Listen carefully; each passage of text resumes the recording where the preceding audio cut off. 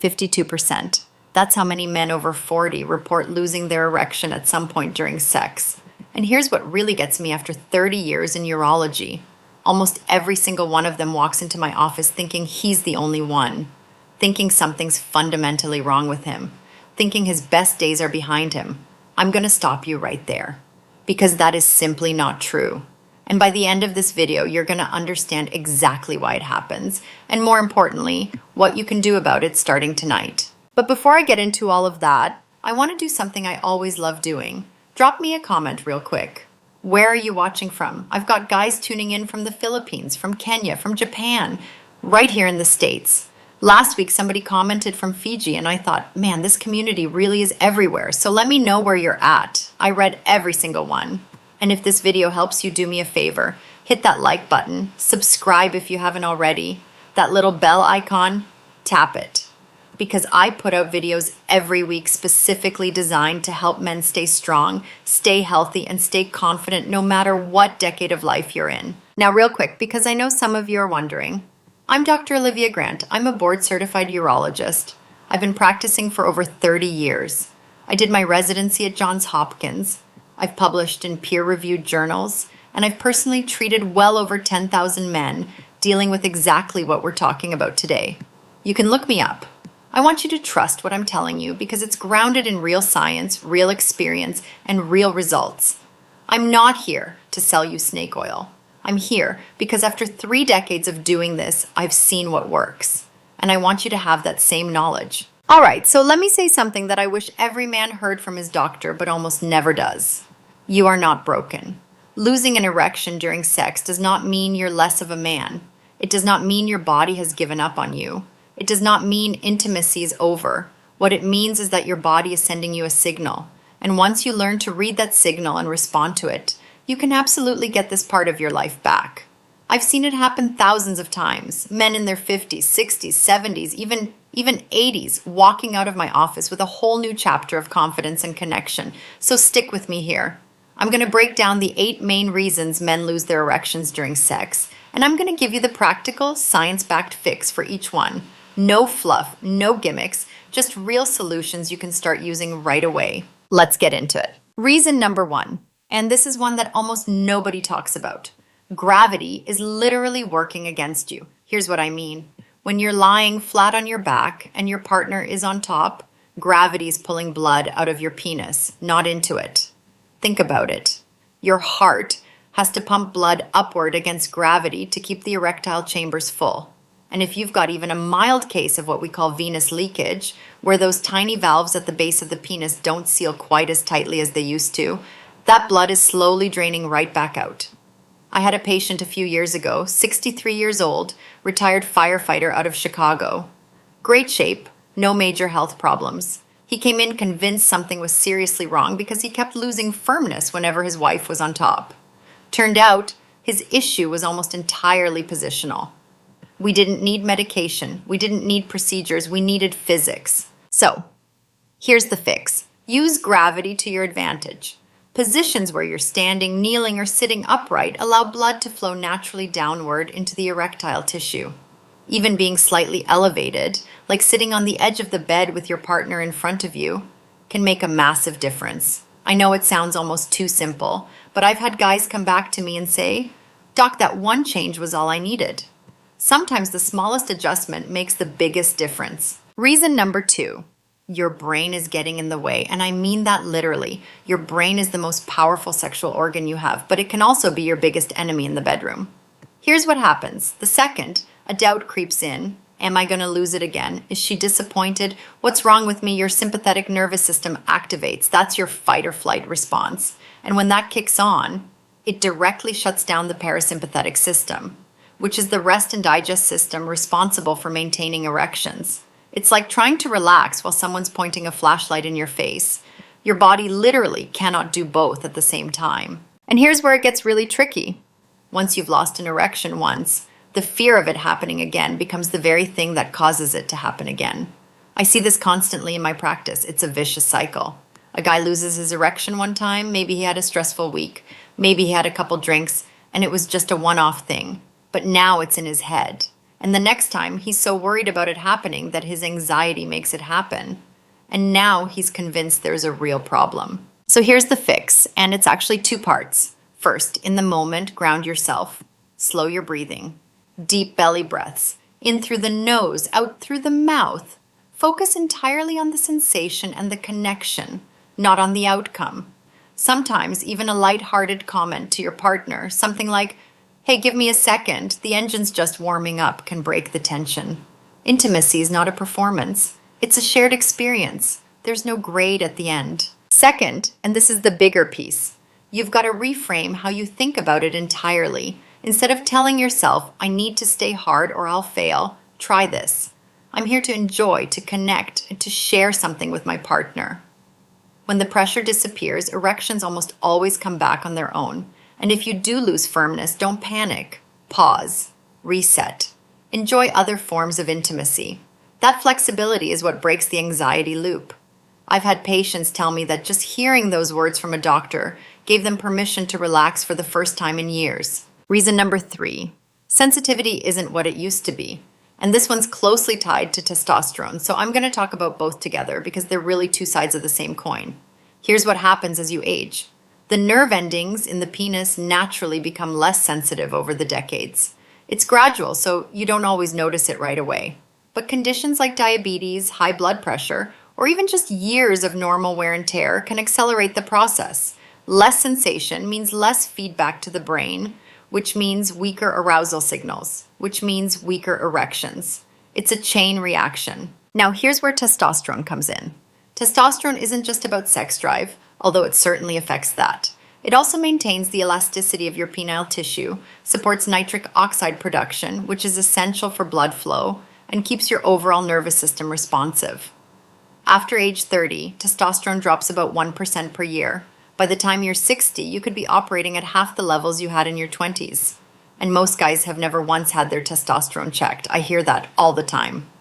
"Doc, nobody ever tested it." That blows my mind. So here's the fix, and it starts with one simple step. Get your testosterone tested. Don't guess. Don't assume it's fine just because you still feel okay. A simple blood draw can tell you exactly where you stand. If your levels are low, there are multiple paths forward. For some guys, lifestyle changes do the trick. More sleep, less stress, resistance training, and specific nutrients like zinc, vitamin D, and ashwagandha can naturally support testosterone production. For others, medical intervention may be appropriate, and there's absolutely no shame in that. Restoring testosterone to healthy levels can reignite desire, stamina, and sensitivity in ways that genuinely surprise people. On the sensitivity side, circulation-boosting activities are your best friend. Brisk walking for 30 minutes a day, short bursts of cardio, even simple lower body exercises all improve blood flow to the nerves.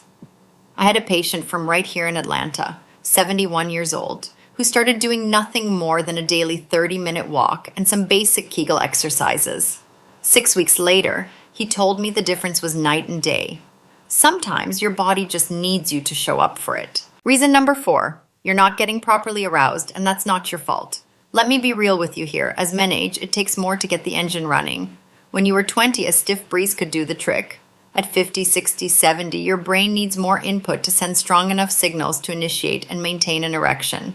And if you're carrying stress from work, tension from an argument, financial worries, health concerns, or you're just mentally somewhere else, your brain is not going to prioritize arousal. It's that simple. Here's the fix. And guys, this is a big one. Slow down. Take your time with foreplay. And I don't just mean for your partner. I mean for yourself. Build arousal gradually. Touch, conversation, presence. Let your brain fully engage before you expect your body to follow. I tell my patients all the time, your body's not broken. Your brain just needs a longer runway now. And that's perfectly normal.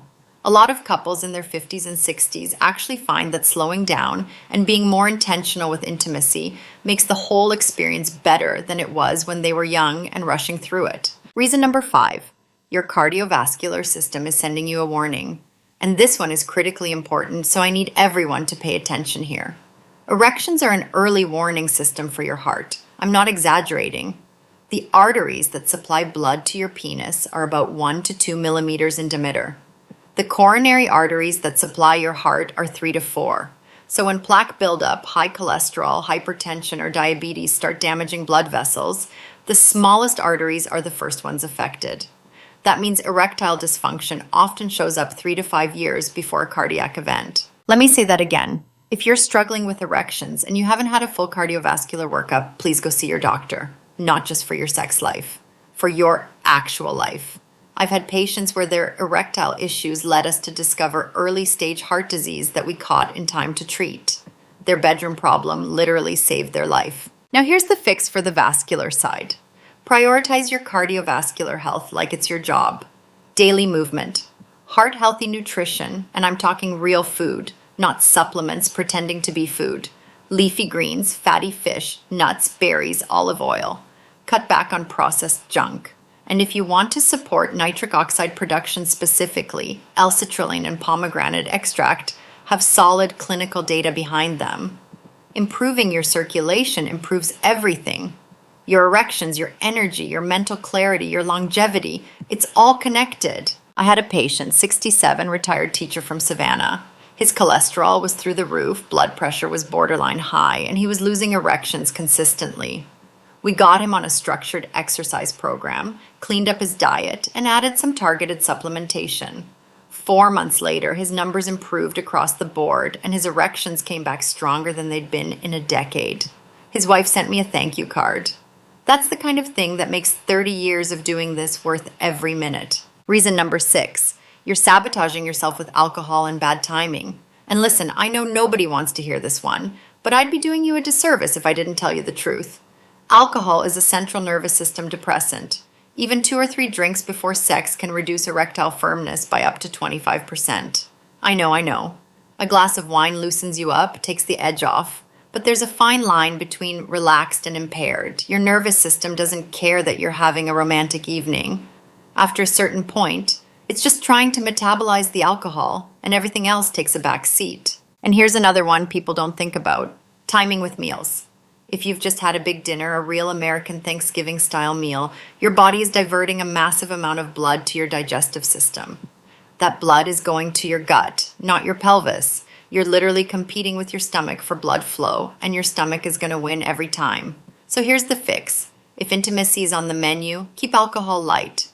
1 drink, maybe 2 at most. Or skip it altogether and see how different things feel. You might be surprised.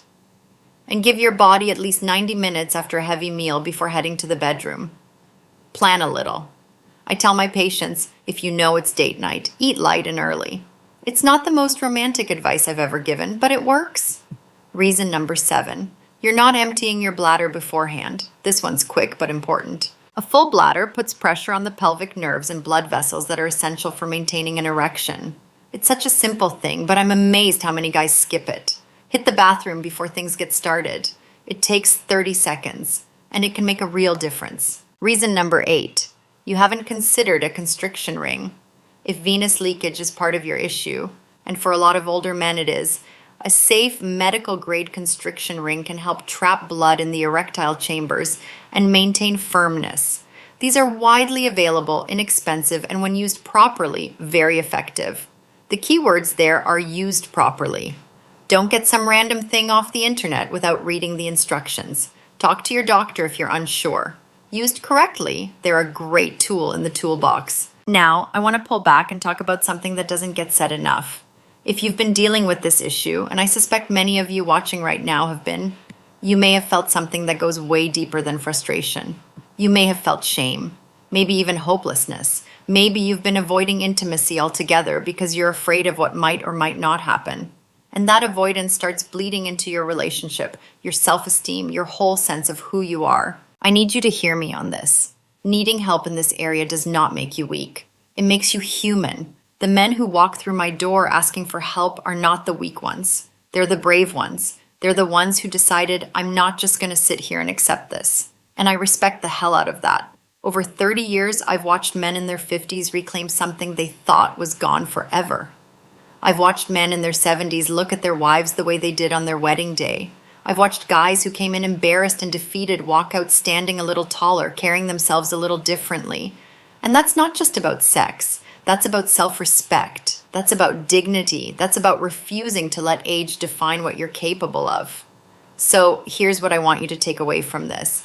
Your age does not define your vitality. Small, consistent changes, the kind I've talked about today, can restore not just your performance, but your freedom, your comfort, and your confidence. Don't give up on yourself. Don't stay silent about this. And don't you dare settle for less than the full, confident life you deserve. If this video helped you, if even one of these 8 points gave you something to think about or try, do me a favor. Hit that like button. Drop a comment telling me which fix you're going to try first. I want to hear from you. And subscribe so you'll always have a doctor in your corner. I'm Dr. Olivia Grant, and I want you to remember something. Your health, your strength, and your confidence are worth fighting for every single day. And together, we're going to make sure you don't just age, you thrive.